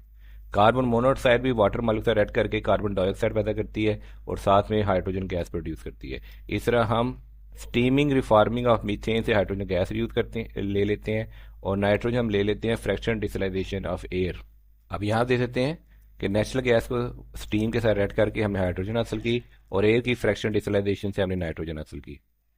यहाँ पे आप हैबर प्रोसेस की डायग्राम देख सकते हैं, इसमें नाइट्रोजन और हाइड्रोजन को हम भेजते हैं आयरन कैटलिस्ट के रिएक्टर के अंदर, वहाँ पे तकरीबन कुछ अमोनिया बन जाती है, और जो रिएक्टर रिएक्ट नहीं करते उसे हम वापस भेज के दोबारा रिएक्टर में भेज देते हैं। यहाँ देख सकते हैं नाइट्रोजन हाइड्रोजन इनलेट हो रही है, ये हमारा एक रिएक्टर है, यहाँ पे हमारे पास हीट एक्सचेंजर है, substance debt increase action rate जिसे हम कैटलिस्ट कहते हैं, हीटिंग कोयल है, प्री हीट फीड गैसेज है, ये रिएक्ट करेंगे, फिर pump to circulate the compress gases, ये कंप्रेसेस को सर्कुलेट करेगा और यहाँ पे हमें लिक्विड अमोनिया मिल जाएगी, और जो हमारे पास नाइट्रोजन हाइड्रोजन रिएक्ट नहीं हुई वो हमारे साइकिल में रिसाइकिल कर लेंगे और दोबारा फीड करेंगे रिएक्शन के लिए।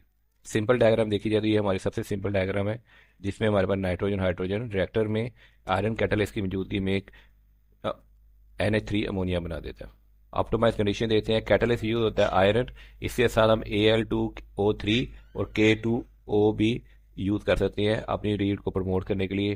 टेम्परेचर 450 डिग्री सेंटीग्रेड करते यूज़ होता है ताकि हम काइनेटिक्स और इक्विलिब्रियम को बैलेंस रख सकें। प्रेशर 200 ATM यूज़ होता है, ये फेवर करता है फॉरवर्ड रिएक्शन को, क्योंकि हमारे मोल की कंसंट्रेशन का डिफरेंस है 2।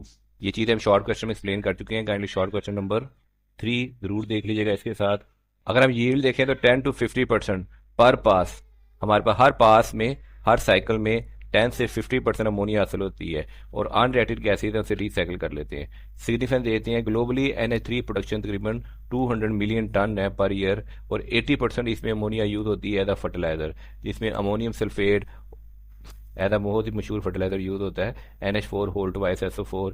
ये फूड सिक्योरिटी हो जाएगी इससे। पॉइंट देते हैं trade off high pressure increase yield but raise cost. बहुत ज़्यादा हाई प्रेशर से यील्ड बहुत ज़्यादा इंक्रीज हो जाती है लेकिन से प्रोसेस की कॉस्ट बढ़ जाती है। Ammonia as the precursor to explosive plastic and pharmaceuticals.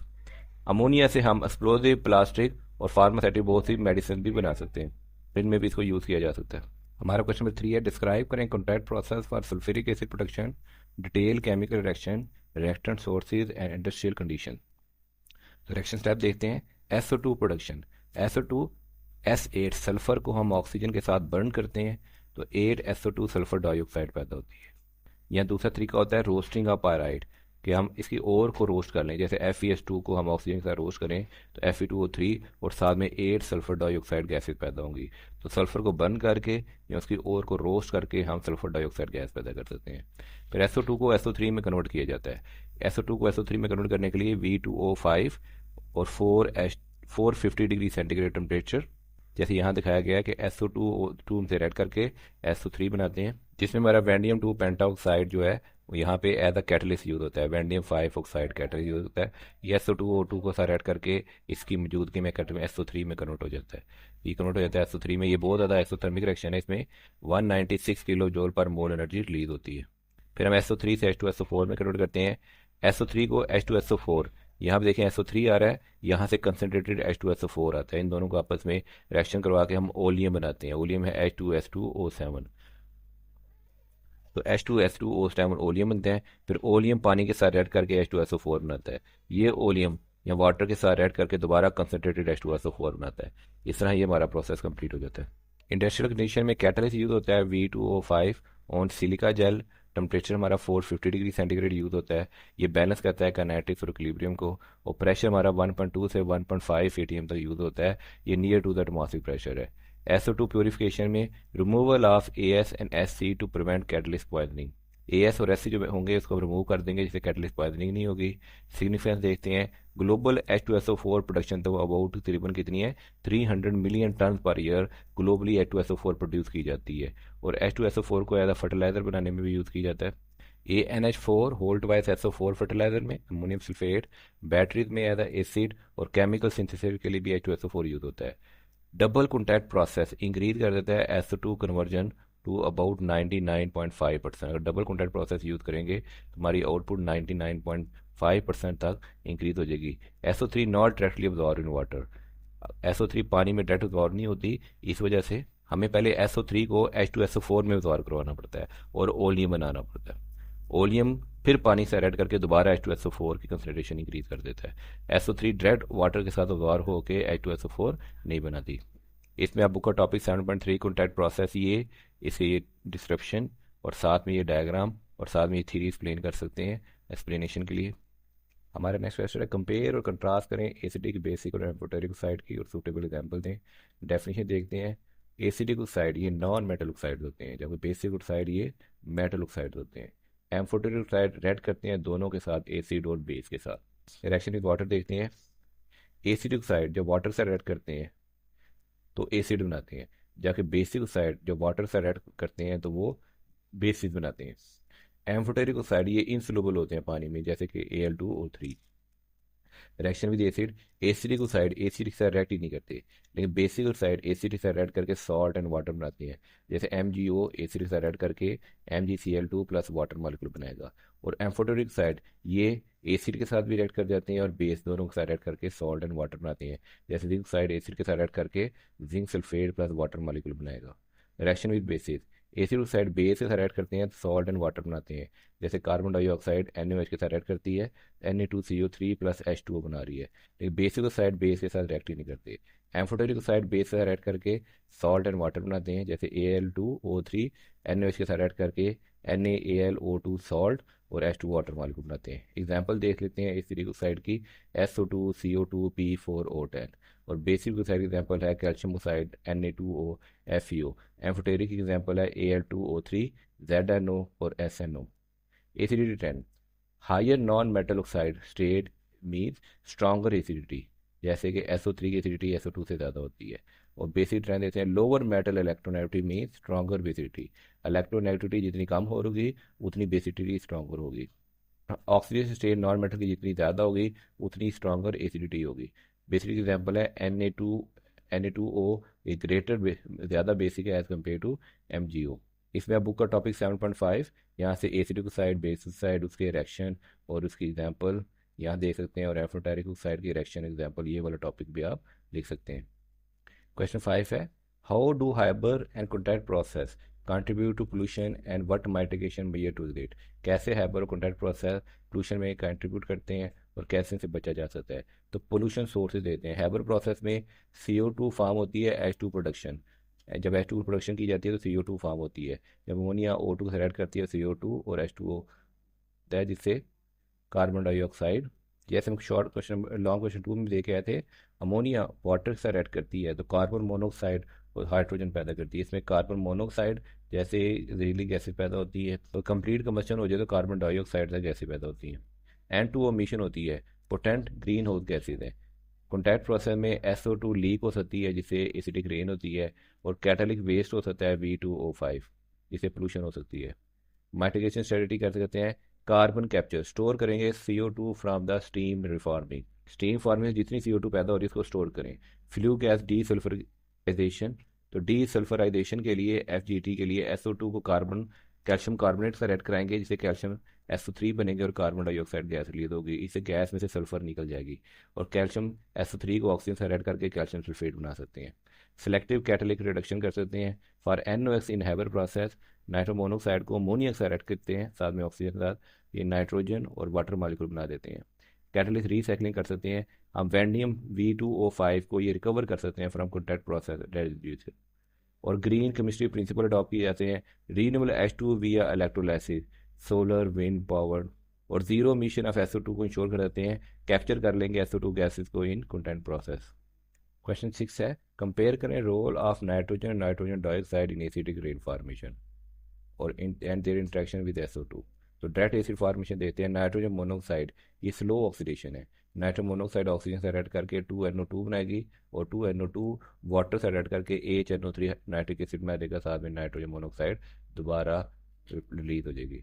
NO2 direct hydrolyse, NO2 water के साथ डायरेक्ट हाइड्रोलाइज होकर भी HNO3 बनाती है और नाइट्रोजन मोनोऑक्साइड बनाती है, बहुत ही फास्टर रिएक्शन होता है। SO2 ऑक्सीडेशन इन इन्हेंसमेंट देखते हैं, कैटलिक role of NO2, SO2 NO2 के साथ ऐड करके SO3 और नाइट्रोजन मोनोऑक्साइड बनाएगी, फिर SO3 H2O के साथ बन के H2SO4 एसिडिक रेन का सबब बनेगा।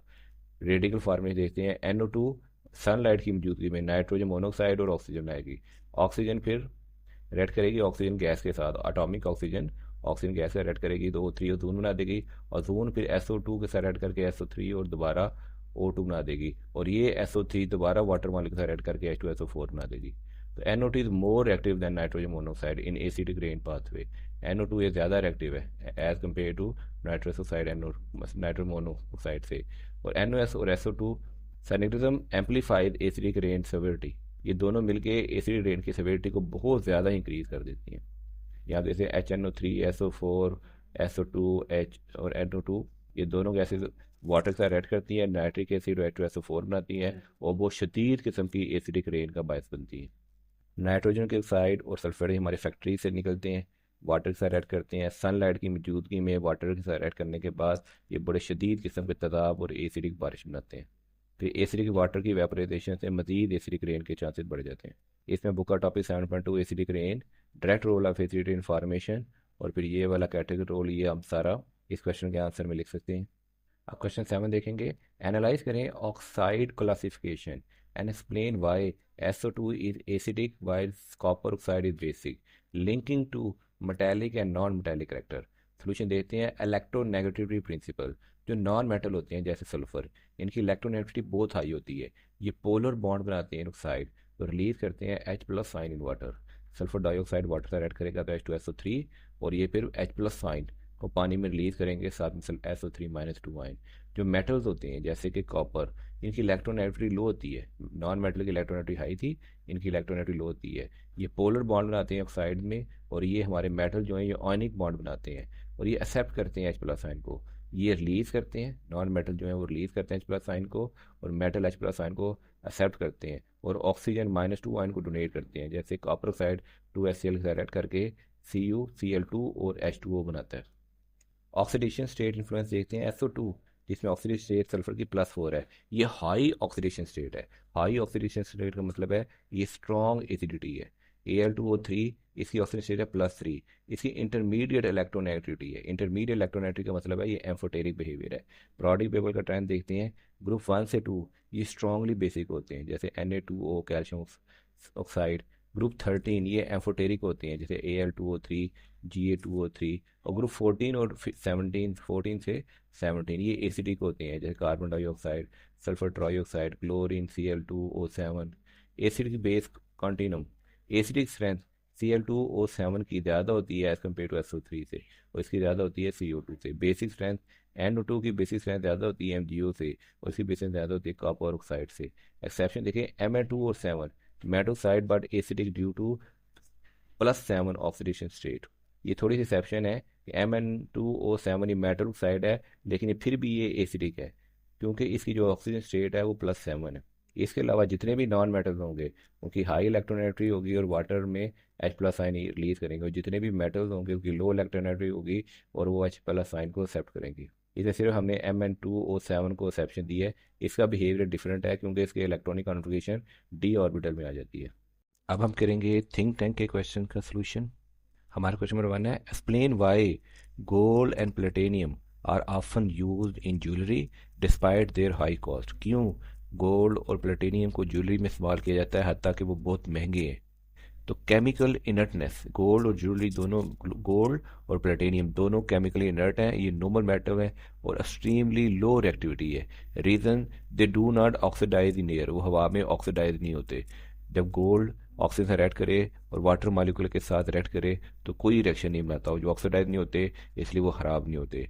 रेजिस्ट कोलिजन बाय वाटर, और वाटर के साथ कोलिजन में भी रेजिस्ट करते हैं, एसिड के साथ रिएक्शन में भी रेजिस्ट करते हैं। सिर्फ और सिर्फ वो रिएक्शन करते हैं एक्वारिगा, गोल्ड सिर्फ एक्वारिगा, गोल्ड प्लेट में एक्वारिगा में रिएक्ट करते हैं एंड बेसिस के साथ थोड़ा सा रिएक्ट करते हैं, और बेसिस के साथ भी थोड़ी रेजिस्ट करते हैं, सिर्फ रिएक्ट करते हैं एक्वारिगा के साथ। कॉन्सिक्वेंसेज, रिटेन लस्टर, वो अपनी शाइनिंग को इनफाइनटली रिटेन रखते हैं विदाउट टार्निशिंग, बगैर ब्लैक हुए अपनी शाइनिंग को मेंटेन रखते हैं। सेकेंड है malleability and ductility, gold can be हैम्बर इनटू अ फॉयल, 0.1 माइक्रोमीटर तक की फॉयल बनाया जा सकता है, and drawn into fine wire, पतली से पतली वायर में ड्रॉन किया जा सकता है। Platinum maintain structural integrity while allowing integrate design, ये अपनी स्ट्रक्चरल इंटीग्रिटी मेंटेन रखता है और बहुत सारे इंटीग्रेटेड डिज़ाइन बनाए जा सकते हैं। गोल्ड और प्लेटिनियम को किसी भी शेप में ढाला जा सकता है, इसलिए बहुत ज़्यादा हाईली डक्टाइल और मीएबल है, इस तरह इसमें किसी शेप का आप डिज़ाइन बना सकते हैं।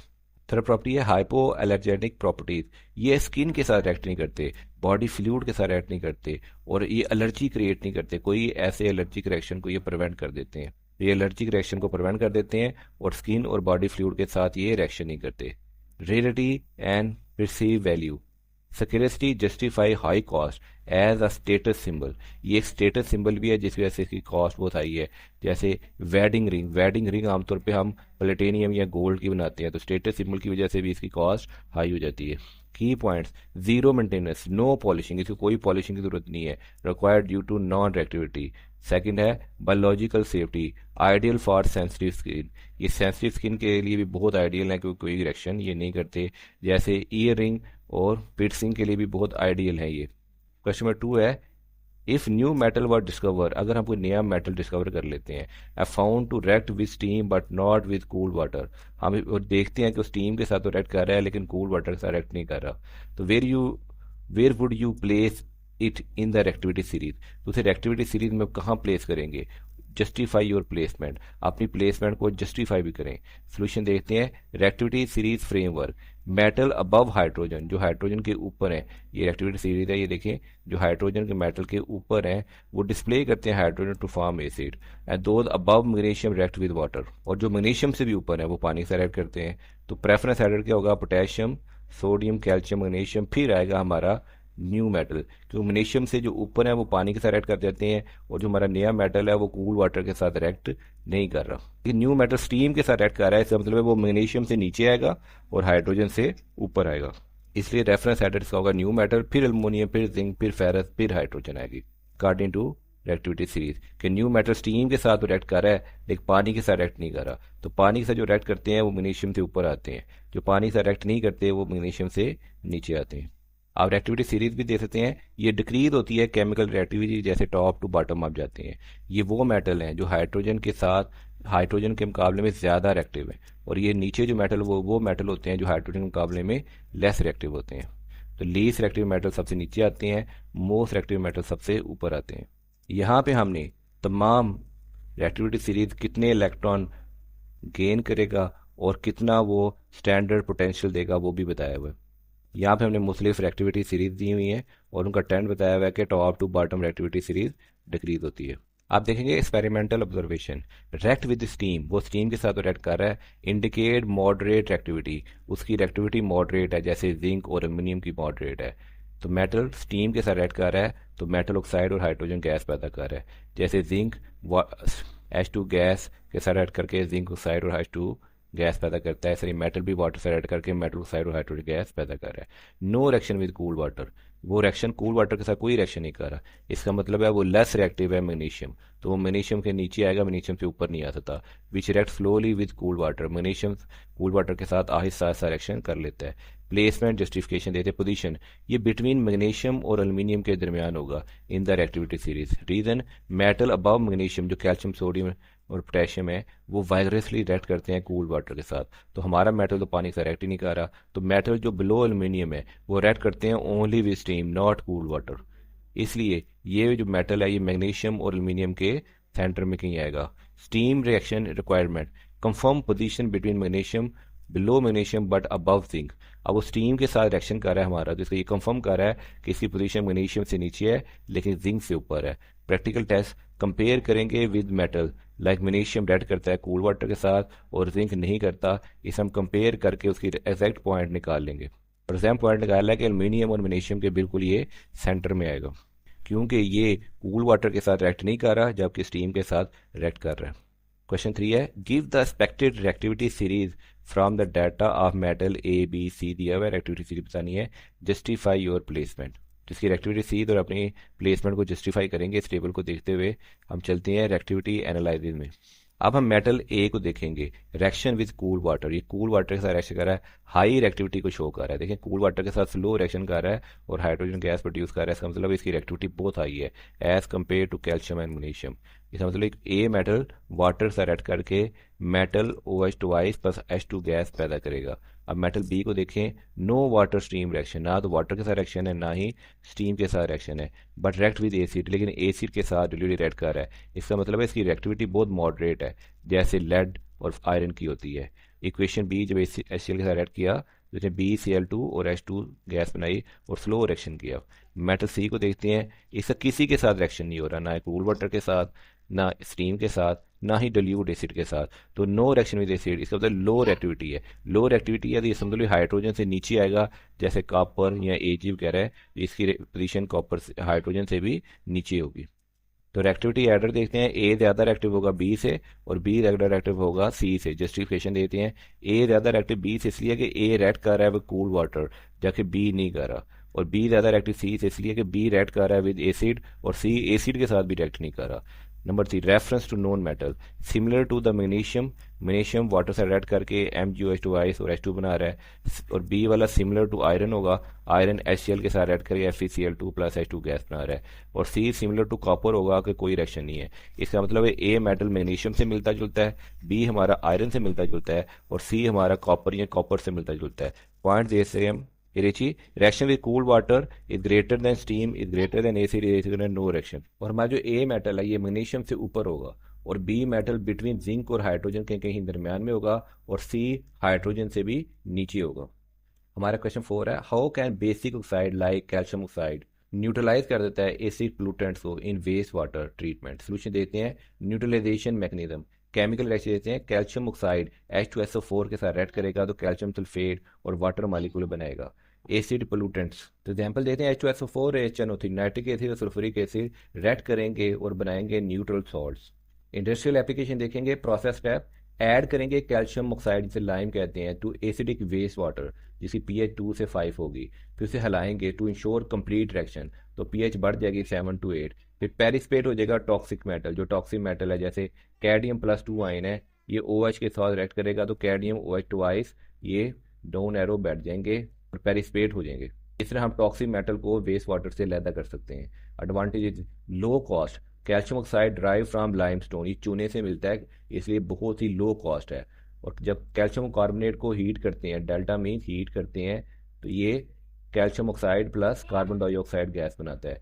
ये बाय प्रोडक्ट रीयूज, इसके जो बाय प्रोडक्ट हैं कैल्शियम सल्फेट जो जिप्सम है ये यूज़ हो सकता है कंस्ट्रक्शन में, जिप्सम को दोबारा इसके बाय प्रोडक्ट को यूज़ किया जा सकता है। की पॉइंट एफिशिएंसी, अगर 1 kg कैल्शियम ऑक्साइड यूज़ करें तो ये तकरीबन 1.3 kg H2SO4 को न्यूट्रलाइज कर सकता है, इसलिए इसकी एफिशिएंसी बहुत हाई है। इन्वायरमेंटल बेनिफिट, ये प्रिवेंट करता है एक्वेटिक इकोसिस्टम की एसिडिफिकेशन, जो इकोसिस्टम हमारा एसिडिफाइड होता है जिससे इक्वेटिक लाइफ हमारी मर जाती है उसको ये बचा लेता है।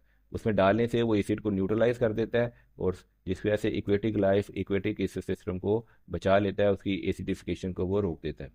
हमारा क्वेश्चन 5 है, एवेल्युएट करें choice of 450 degree centigrade and 2 ATM for Haber process. Haber process में हमने 200 ATM प्रेशर और 450 डिग्री सेंटीग्रेड टेम्परेचर क्यों चूज़ किया। केमिकल इक्विलिब्रियम एनालिसिस करते हैं, जो नाइट्रोजन हाइड्रोजन से रिएक्ट करती है और ये एक एक्सोथर्मिक रिएक्शन है और अमोनियम बनाती है और 92.4 किलो जूल पर मोल एनर्जी रिलीज करती है। तो according to Le Chatelier principle high pressure favour करेगा फॉरवर्ड रिएक्शन को, वो इसलिए कि रिएक्टर में हमारे पास 3+1 4 मोल हैं, रिएक्टर के 4 मोल हैं जबकि प्रोडक्ट के हमारे पास 2 मोल हैं। तो प्रेशर इंक्रीज करने से जहाँ मोल कम हो, जिस तरफ मोल कम हो रिएक्शन उस तरफ जाता है। तो जो प्रेशर इंक्रीज किया तो प्रोडक्ट के सिर्फ हमारे पास 2 मोल हैं, इसलिए प्रोडक्ट ज़्यादा मिलेंगे। अब ये एक्सोथर्मिक रिएक्शन है, एक्सोथर्मिक रिएक्शन को जितना कूल डाउन करेंगे उतनी ही आउटपुट ज़्यादा होगी। लो टेम्परेचर फेवर करेगा एक्सोथर्मिक फॉरवर्ड रिएक्शन। अब जितना टेम्परेचर कम करेंगे उतना ही एक्सोथर्मिक रिएक्शन फॉरवर्ड की तरफ जाएगा और हमारी आउटपुट बढ़ जाएगी। अब देख सकते हैं नाइट्रोजन और हाइड्रोजन इसकी रेशियो 1:3 है, ठीक है ना। 400 डिग्री सेंटीग्रेड या 450 डिग्री सेंटीग्रेड 200 ATM पे आयरन कैटलिस्ट करके ये लिक्विड अमोनिया बनाते हैं। तो हाई प्रेशर और लो टेम्परेचर, ये लो टेम्परेचर से हमारी आउटपुट बहुत ज़्यादा इंक्रीज हो जाती है पर साइकिल। ऑप्टिमाइज कंडीशन देखते हैं कि टेम्परेचर है 450 degree centigrade, compromise higher temperature speed of reaction but reduce yield.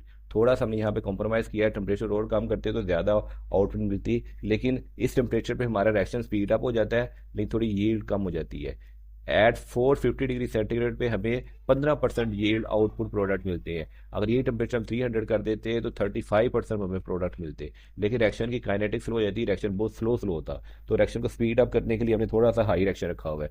तो ज़्यादा टेम्परेचर कम कर देंगे तो रिएक्शन भी बहुत ज़्यादा स्लो हो जाएगा, तो हमारा टाइम बहुत ज़्यादा वेस्ट हो जाएगा। High pressure balance, high pressure increase करता है यील्ड बट रेज करता है इक्विपमेंट कॉस्ट। जब प्रेशर हम बहुत ज़्यादा कर देते हैं तो हमारी आउटपुट यील्ड जो प्रोडक्ट्स हैं वो बहुत ज़्यादा बढ़ जाते हैं, लेकिन हाई प्रेशर पे चीज़ों को ऑपरेट करने के लिए हमारी इक्विपमेंट कॉस्ट और जो मैन्युफैक्चरिंग कॉस्ट है वो बढ़ जाती है। तो 200 ATM प्रेशर पे हमारी आउटपुट आ जाती है तकरीबन 50%। यही अगर प्रेशर थोड़ा कम कर देते, 50 ATM कर देते, तो हमारी आउटपुट सिर्फ और सिर्फ 8% आ जाती।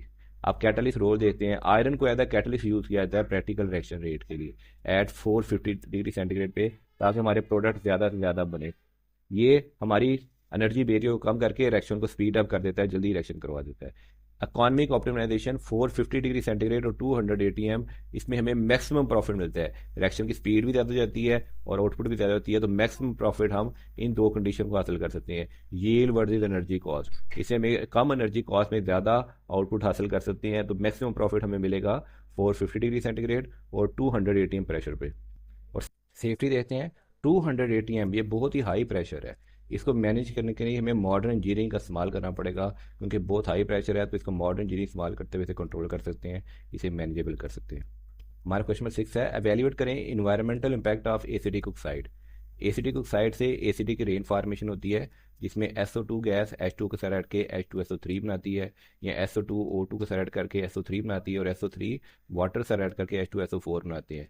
और NO2 गैस वाटर के साथ ऐड करके HNO3 भी बना सकती है और HNO2 भी बना सकती है। ये तमाम एसिड हमारे पास एसिडिक रेन के इफेक्ट क्रिएट करते हैं, जिसकी वजह से हमारा एक्वेटिक इकोसिस्टम डैमेज हो जाता है। हमारी पीएच इक्वेटिक लाइफ के लिए पीएच है पानी की लेस देन 5 हो जाती है, जिससे हमारी तमाम इक्वेटिक लाइफ में फिशेज मर जाती हैं। इसके अलावा Al+3 आयन की लीचिंग होती है, जिससे भी इक्वेटिक लाइफ मर सकती है। फॉरेस्ट में न्यूट्रन डिप्लीट हो जाते हैं, मैग्नीशियम और कैल्शियम आयन की लीचिंग हो जाती है, और न्यूट्रन हमारी सॉइल जो है वो कम जरखेज रह जाती है, उसकी जरखेजपन कम हो जाता है। एसिड ऑक्साइड ये वाटर के साथ ऐड करते हैं तो प्रोड्यूस करते हैं acid. Example sulphur trioxide water से ऐड करती है तो सल्फ्यूरिक एसिड बना देती है। मटेरियल कोरिजन लाइमस्टोन और मार्बल डिके होते हैं, ये ही H2SO4 कैल्शियम कार्बोनेट से ऐड करके कैल्शियम सल्फेट कार्बन डाइऑक्साइड और वाटर बना देता है, और हमारा लाइमस्टोन या मार्बल या मटेरियल हमारे को जंग आलूद हो जाते हैं, कोरिजन हो जाते हैं। फिर ग्लोबल वार्मिंग कार्बन डाइऑक्साइड और वाटर मालिक्यूल ऐड करके H2CO3 और फिर H+ साइन और HCO3- साइन प्रोड्यूस करते हैं। इससे ओशन एसिडिफिकेशन होती है, कोरल ब्लीचिंग हो जाती है और शेल डिसोल्यूशन हो जाती है। पॉइंट देखते हैं हेल्थ इफेक्ट। SO2 और NO2 ये कॉज करते हैं एस्थमा और ब्रोंकाइटिस और माइटिगेशन। फ्लू गैस डीसल्फराइजेशन और कैटलिक कन्वर्टर से हम इन चीज़ों से बचे जा सकते हैं। फ्लू गैस डीसल्फरेशन या कि फ्लू गैस में से हम सल्फर के कंपाउंड को निकाल दें और कैटालिक कन्वर्टर यूज़ करें गाड़ियों में, ताकि हम हार्मफुल गैसेस को नॉर्मल नेचुरल गैसेस में कन्वर्ट कर सकें, और इससे भी हमारी पोल्यूशन कम हो जाएगी। ये आप देख सकते हैं सल्फर ट्राइऑक्साइड ये पानी से ऐड करके सल्फरिक एसिड बनाते हैं। सल्फर डाइऑक्साइड ये सल्फोरस एसिड H2SO3 बनाते हैं। कार्बन डाइऑक्साइड ये कार्बोनिक एसिड H2CO3 बनाते हैं। और फास्फोरस 5 ऑक्साइड ये फास्फोरिक एसिड ये H3PO4 बनाते हैं पानी से ऐड करके, और ये तमाम के तमाम ये एसिडिक रेन का सबब बनते हैं। क्वेश्चन 7 है evaluate the significance of controlling NO2 और SO2 emission in industrial process. Industrial process में हम NO2 और SO2 को अगर कंट्रोल कर लें तो उसके क्या सिग्निफिकेंस है। एक है हेल्थ प्रोटेक्शन, NO2 कॉज करती है लंग्स इन्फ्लेमेशन और साथ में एस्थमा को प्रमोट करती है, तो अगर हम इसको कंट्रोल कर लें तो हमारी लंग्स और एस्थमा जैसी डिजीज से हम बच सकते हैं। SO2 ब्रोंको कंस्ट्रिक्शन करती है, क्रोनिक रेस्पिरेटरी डिजीज क्रिएट करती है, तो इसे कंट्रोल करने से हम रेस्पिरेटरी डिजीज से भी बच सकते हैं। इकोसिस्टम की प्रिजर्वेशन हम एसिड रेन से बच सकते हैं, सॉयल एसिडिफिकेशन से बच सकते हैं अगर इन दोनों कंट्रोल करें, क्योंकि सॉयल एसिडिफिकेशन से हमारी रिड्यूस हो जाती है क्रॉप की यील्ड। और लेक एसिडिफिकेशन से बच सकते हैं, और लेक एसिडिफिकेशन से हमारी लॉस ऑफ बायोडाइवर्सिटी होती है। इकोनॉमिक बेनिफिट इंफ्रास्ट्रक्चर हमारा सेफ रहेगा, प्रिवेंट होगी corrosion of the building and bridges, और एग्रीकल्चर प्रोडक्टिविटी हमारी इंक्रीज हो जाएगी। न्यूट्रल सॉइल मेंटेन रखेंगी, न्यूट्रेंट्स अवेलेबिलिटी, और जिससे हमारी फसलें इंक्रीज हो जाएंगी, उससे एग्रीकल्चर प्रोडक्टिविटी भी बढ़ जाएगी। रेगुलेटरी कंप्लायंसेस देखते हैं। फ्लू गैस डीसल्फराइजेशन यूज़ करनी चाहिए, जितनी भी गैसेज हैं उनको कैल्शियम कार्बोनेट के साथ ऐड करके उसमें से सल्फर के कंपाउंड निकाल लें। जब सल्फर SO2 गैस को कैल्शियम कार्बोनेट के साथ ऐड करवाएंगे तो कैल्शियम सल्फेट SO3 SO3 बनेगा या CaSO4 बनेगा, और साथ में कार्बन डाइऑक्साइड गैस रिलीज होगी। सेलेक्टिव कैटालिक रिडक्शन SCR, इसमें हम गाड़ियों की एग्जॉस्ट में हम कैटालिक कन्वर्टर लगाएंगे, वो नाइट्रोजन मोनोक्साइड अमोनिया और हाइड्रोजन ऑक्सीजन जैसे जहरीली गैसेस को, या हम इसको इंडस्ट्रीज की एग्जॉस्ट पे भी लगा सकते हैं। उसमें अमोनिया अवेलेबल होगी, अगर हमारी कैटालिक कन्वर्टर है तो उसमें अमोनिया अवेलेबल नहीं होगी। इससे हम रिएक्शन को न्यूट्रलाइज करके नाइट्रोजन और वाटर वेपर में कन्वर्ट कर सकते हैं।